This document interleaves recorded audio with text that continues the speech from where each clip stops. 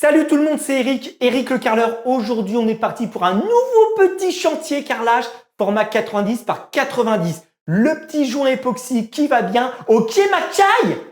Mais non, mais ça marchera jamais. Enlève-moi ça, ils vont bien voir que je suis pas Eric le carreleur. Et j'ai pas dit c'est toute beauté. Oh là là là. Bon, présentation rapide du carrelage qu'on va poser au sol. C'est un format rectifié 90 par 90, très précisément 89,5 par 89,5. Quand je l'ai vu au showroom Maison Passion à Blois, pour ceux qui connaissent, j'ai craqué dessus. C'était lui et pas un autre. Et pourtant, j'ai vu d'autres carrelages qui étaient magnifiques dans les formats similaires. Mais celui-là, c'est une tôle d'acier, enfin c'est une imitation de tôle d'acier oxydée. Ça va rappeler certains tons du carrelage qui va être posé au mur. Donc moi, il me plaît énormément. Et pour être franc avec vous, il plaît beaucoup moins à ma femme.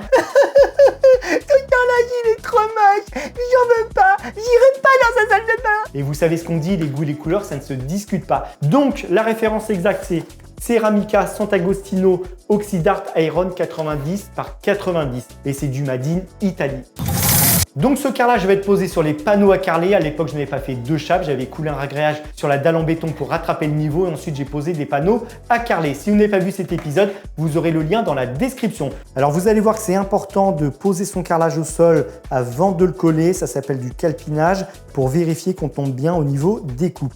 Imaginons qu'ici je pose un carreau plein, un deuxième, un troisième, un quatrième, un cinquième. Regardez comment je tombe ici. Une coupe de 8 cm qui est ridicule. Donc pour éviter ça, j'ai tracé un trait tout le long puisque ici l'angle de mon carrelage ne correspond pas à l'angle de la cloison. Alors vous allez me dire il n'y a pas grand chose, 2 cm, mais c'est pas terrible. Autant que le joint tombe dans cet angle, je vais couper 2 cm. Alors je vais couper contre le mur, ce sera plus esthétique. Je conserve l'arête de mon carrelage. Donc mon carrelage s'arrête au trait noir et je le ramène contre la cloison. Ok ? Donc, ce qui fait que quand je rentre, j'ai un carreau plein, un deuxième. Ici, je vais avoir un carreau qui va faire 57 par 90. Les joints tombent dans l'angle. On continue. Carreau plein, deuxième, troisième, quatrième. Et ici, 4 carreaux de 57 par 90. Et on est bon. J'avais aussi la solution de diviser la pièce en deux. Mais mon joint tombait par ici. Donc, ça ne faisait pas terrible. J'avais un carreau presque plein et ici, une coupe ridicule. Je pouvais aussi faire une pose décalée, mais je ne suis pas fan, ou une pose en diagonale, mais ça fait pas mal de chutes. Le plus simple, c'était de se baser par rapport à cette cloison et donc l'angle. Et j'avais assez pour faire une coupe au fond. Je vais les poser au sol dans l'atelier et je vais vous filmer ça. Entre le carreau plein, l'entrée de la salle de bain, je vais avoir une coupe de 7 cm, donc j'ai un carreau quasi plein. Le deuxième, sur cette rangée, on coupe tout le long à 57. L'angle de ma cloison tombe ici, on est nickel. On file jusqu'au fond et au fond, je vais avoir une coupe de 15 cm dans le carreau. Donc un carreau qui fera 75 au lieu de 90. Et ici, il fera 75 par 57. Donc c'est important de vous projeter avec le calpinage, vous posez vos carreaux au sol et vous regardez comment ça tombe pour éviter d'avoir des coupes ridicules. Bon, j'ai la flemme de sortir la machine de Wahl, c'est une machine à eau, elle est très bien, on met de l'eau dans le bac, il y a zéro poussière, mais pour le peu de coupe que j'ai à faire, honnêtement, je vous l'ai dit, j'ai la flemme. Donc on va prendre la disqueuse, le disque diamant, alors il est tout neuf, il peut y avoir quelques éclats avec un disque diamant lors des premières coupes, mais au bout de 3-4 coupes, normalement, il n'y a plus d'éclats. Je vais mettre à l'extérieur, ça évitera de faire de la poussière ici, une palette, on pose le carrelage et on découpe.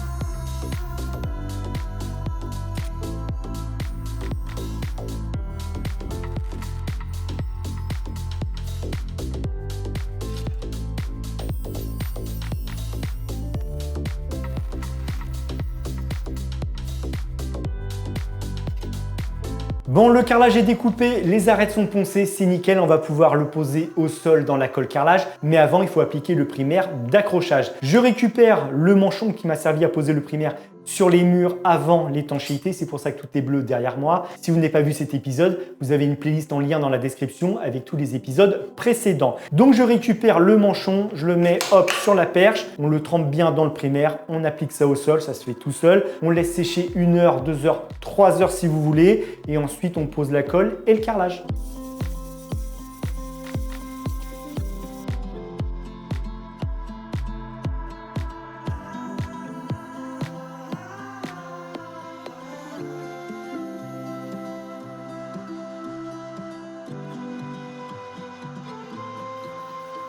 Donc le but maintenant, c'est de préparer de la colle carrelage, grise, blanche, peu importe. Si votre carreau est clair, prenez de la colle blanche, ça se verra moins dans le joint si vous avez mal nettoyé. Si votre carreau est gris, prenez de la colle grise. Mais pour le coup, moi, ça va être de la colle blanche, tout simplement parce que j'ai un sac qui a été éventré par erreur. J'ai tout transvasé dans un seau, j'ai mis un couvercle. C'est l'occasion de l'utiliser, de récupérer le seau, ok? Mais blanc, gris, on s'en fiche. Double encollage, rien de compliqué. On met de la colle au dos du carreau, on ratisse, c'est tout ce qu'il y a à faire. Et pour les croisillons auto-nivelants, c'est le système Perfect Level. Vous aurez le lien dans la description. On a une en base, une cale, on serre à la pince et ça met les carreaux à fleur.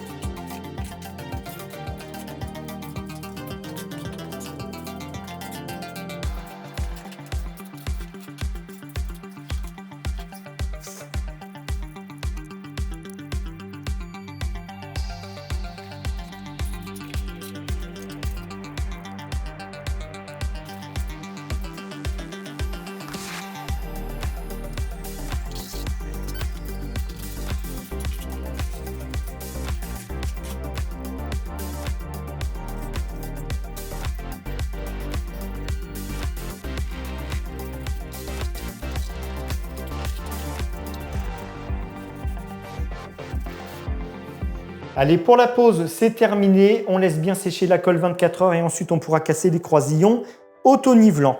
Ici, il va falloir que je me fabrique une barre de seuil, certainement dans du contreplaqué ou du pain, peu importe, pour rattraper la différence entre le carrelage, la colle carrelage et la dalle en PVC qui est provisoire, puisque ensuite dans cette zone, il y aura du carrelage. J'aimerais bien mettre le même, et bon, je vous l'ai dit, il ne plaît pas trop à ma femme. On verra ce que ça donne dans le temps. Si ça lui plaît, ce sera le même, sinon ce sera un autre. Mais il faut que, pour l'instant, je mette une barre de seuil pour éviter de casser l'arête du carrelage. Ok? Donc contreplaqué, peint, peu importe, c'est juste provisoire.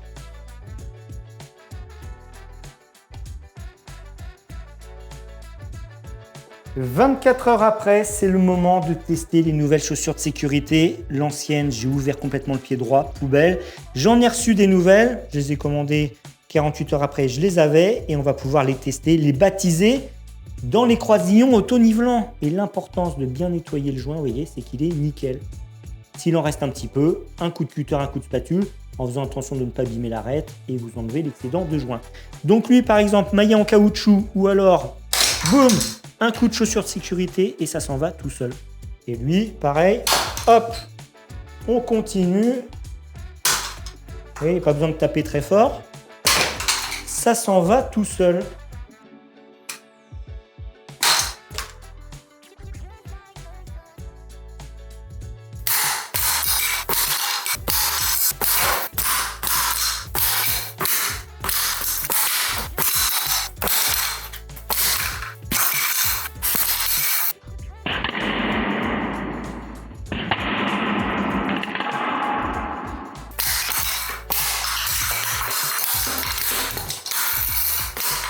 Bon, on est parti pour appliquer le joint époxy au sol de cette salle de bain. Maintenant que la colle carrelage a bien séché, j'ai gratté là où il y en avait un petit peu dans les joints et surtout j'ai passé l'aspirateur. Donc les joints sont nickel. On va pouvoir appliquer du joint époxy. Et pourquoi du joint époxy? Bien tout simplement parce que je n'ai pas grand en surface. Donc autant se faire plaisir. Si j'avais 50 mètres carrés, j'y réfléchirais à deux fois puisque ça vaut quand même un certain prix. La périphérie, je ne vais pas la faire avec du joint époxy. Je ferai un joint silicone. Alors blanc, gris, noir, on s'en fiche de la couleur puisqu'il va y avoir de la faïence par-dessus. Par contre, au niveau du receveur, la jonction carrelage-receveur, je ferai un joint blanc puisque le receveur est blanc. Donc le joint époxy, ça a plusieurs avantages par rapport au joint traditionnel au ciment. C'est que ça résiste à l'humidité, il ne va pas jaunir et moisir dans le temps comme un joint traditionnel au ciment et surtout il résiste aux détergents, donc aux produits ménagers. Il résiste également au nettoyeur haute pression. Alors je ne vais pas passer le nettoyeur haute pression dans la salle de bain, mais si vous l'appliquez à l'extérieur sur une terrasse et dans une piscine, vous pouvez passer le nettoyeur haute pression, ça ne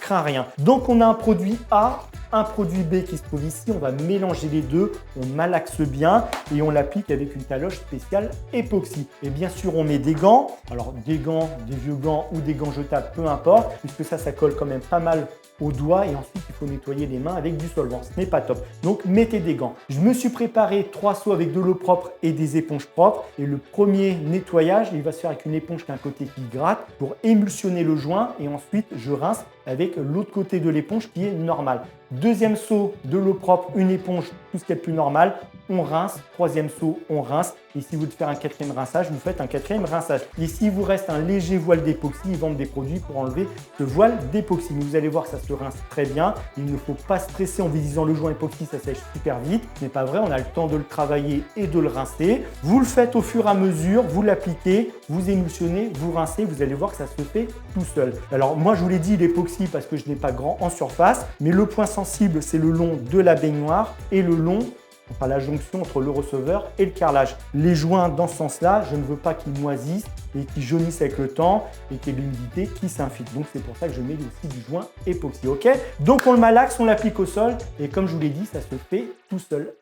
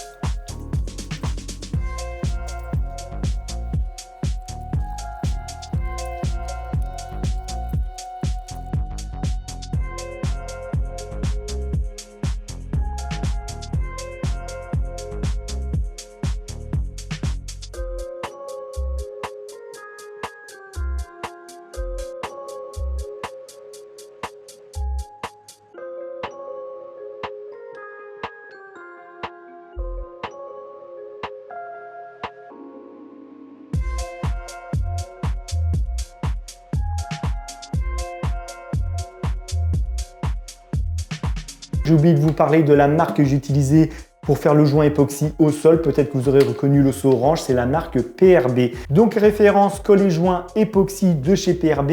Vous aurez le lien dans la description. La couleur, c'est du gris plus ou moins clair, on va dire. Moi, ça me convient très bien. En sachant que pour les murs, je serais bien resté chez PRB parce que c'est certainement un des joints époxy qui se nettoie le mieux. Là, en 3 rinçages, c'est nickel. Je n'ai plus le voile collant qu'on peut retrouver avec de la colle époxy, du joint époxy, en sachant que ça colle et ça joint. Vous pouvez aussi coller votre carrelage avec. Moi, je m'en sers que pour le joint. Je vous disais, je ne vais pas m'en servir pour les murs, tout simplement parce que chez mon fournisseur, ils n'ont pas la couleur que je veux pour le mur. Donc, on va partir sur une autre marque. On en reparlera dans la prochaine vidéo. Mais lui, vous pouvez y aller les yeux fermés, il se nettoie très bien. Donc, lien dans la description. Et maintenant, je vous montre ce qu'on veut utiliser pour faire le joint entre le receveur et le carrelage. Donc, le but, c'est de faire un joint entre le receveur et le carrelage. Pour l'étanchéité et la finition, ce sera toujours plus propre que de laisser le joint comme ça. Et je vais faire également un joint blanc tout le long entre le carrelage et le tablier de la baignoire qui ensuite recevra de la faïence ou du carrelage. Alors pourquoi je fais ça? Je ne suis pas obligé de le faire tout simplement parce qu'il va y avoir du carrelage par-dessus, joint époxy et rejoint sanitaire, transparent, blanc, noir, rouge, vert, bleu en fonction de la couleur de votre faïence ou de votre carrelage. Eh bien je le fais quand même parce que je fais un joint entre le receveur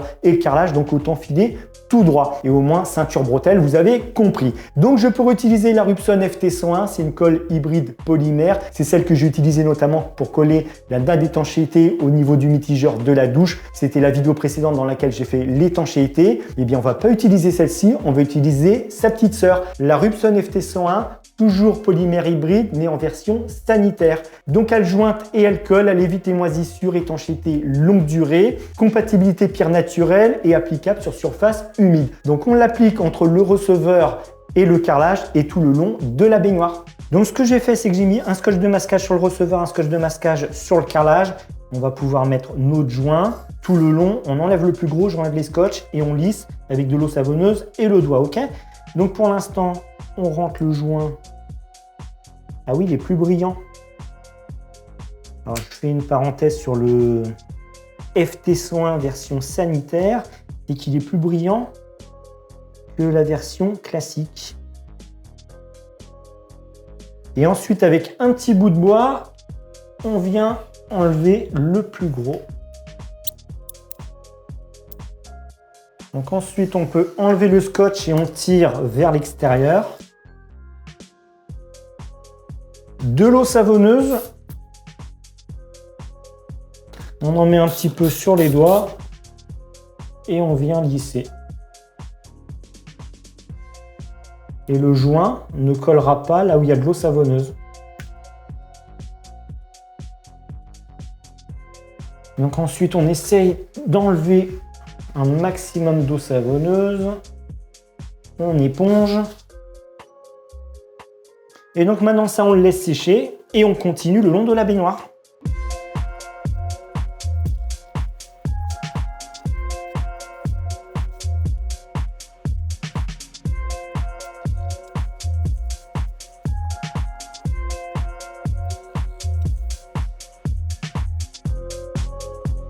Bon, pour les joints polymères, c'est fait, ils ont bien séché, c'est ultra blanc comme le receveur, on ne voit pas la différence. Alors le receveur, j'ai enlevé la protection puisqu'elle me gênait. Si je pose le carrelage sur le scotch bleu, forcément pour l'enlever, c'est l'enfer. Donc je vais remettre la protection mais me tenir à distance d'environ 2 cm de l'étanchéité. Ici, un peu de colle carrelage, un coup d'éponge et c'est nickel. Donc lui, on verra ça dans la prochaine vidéo. Le long du tablier, eh bien on a notre joint polymère tout le long, le carrelage va le recouvrir, joint époxy, rejoint sanitaire. Là, c'est une infiltration d'eau, honnêtement, je ne comprends pas. Là, on est blindé. Ici, c'est fait également le long de ce panneau. Il n'y a que ce panneau que je n'ai pas fait parce que je suis censé faire ma deuxième couche d'enduit teinté. Ensuite, vernis. Une fois que le vernis est sec, je pose des plaintes. Mais ce que je découpe dans ce carrelage, il me reste des chutes de carrelage forcément. Je découpe des plinthes de 3, 4, 5 cm, mais je ne suis pas très fan des plinthes carrelées. Donc je pense que je vais mettre un profilé en alu tout le long, leur couleur alu ou noir, peu importe, avec un ruban LED. Alors c'est optionnel le ruban LED, mais qui peut éclairer soit le sol, soit le panneau. On verra. Je vous l'ai dit, moi les plinthes carrelées, je ne suis pas très fan. Ok, donc tout ça c'est fait. Prochaine étape, c'est le carrelage. Baignoire, receveur. On va poser du carrelage XXL, vous allez voir ça. Et pour le sol, les joints époxy, le carrelage, c'est nickel. Mais honnêtement, je suis trop fan du carrelage. Je trouve mais magnifique.